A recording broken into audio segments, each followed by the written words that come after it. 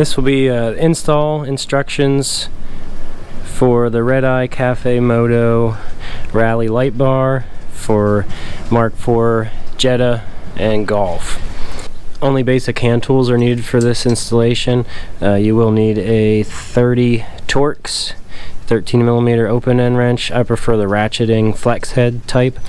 13mm ratchet, a hammer, a pry bar or some type of large screwdriver, and a large punch or an extension also will work, something like that. If you're really desperate, a chisel will work as well, just something to bend over that small flange on the driver's side. You'll need to start by removing both vents, or if you have fog lights, factory fog lights, you'll have to remove both sides. The two bolts we'll be dealing with are there's one on the side here that holds the horn, and the other one on the front of the radiator support. You're going to use your 13mm ratchet and remove this bolt. Then you'll use the 13mm flex head or open end to remove the bolt that holds the horn. When this comes all the way out, the horn will drop down. When you remove the two bolts from the driver's side, you're going to notice that one is slightly longer than the other.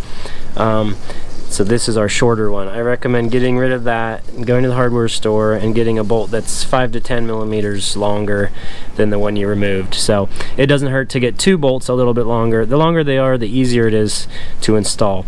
But this short bolt, because we're going through an extra 1/4 inch of steel now, you only grab it by a few threads.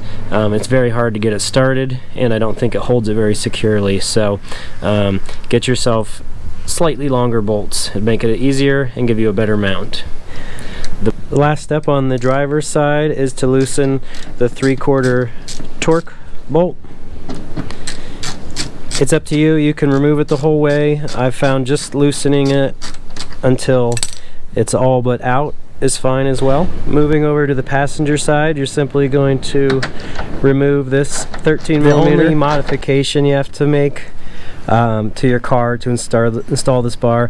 Now this car's already had a bar on it, so this has already been done. This flange is bent downward to making this a flat surface. So if you can see over here on the right, there's a little bit of ridge. So you're going to use your punch or your extension and bend that only for about 1 inch. So like from there to there, just needs curled back or flattened. You can use channel locks as well. I've done it both ways. Usually just a couple whacks with a hammer, and that flattens that ridge out. That's very important. If that's not flat, the light bar won't sit flush against this plate, so it won't be as sturdily mounted, and the alignment on the front, it's gonna be out farther on this side than it is on the other side. So please make sure you get that ridge flattened. Okay, next we're gonna use our pry bar. And there's a small Volkswagen symbol up here. That's usually what I tell people. Slide the bar in or drive it in if your car hasn't had any work done before.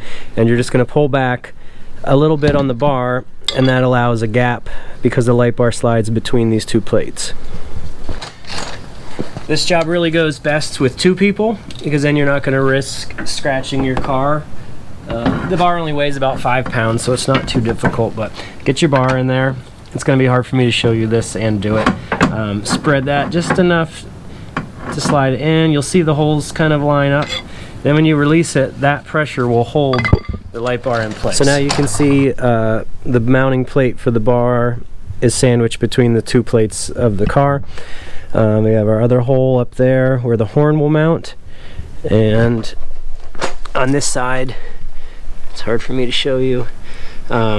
So that's where it's good to have a friend or something to hold that up in place when you start to bolt. I don't know if you can see that. There it is.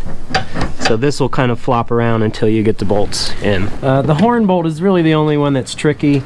I found if it's open here on your car and you can get your hand up in here to hold the horn bracket and then start the bolt with your other hand, or if you have a buddy that can help you, that's probably the most difficult part of the installation, is just keeping that horn in place while you start the bolt. Here's what it looks like once everything's installed.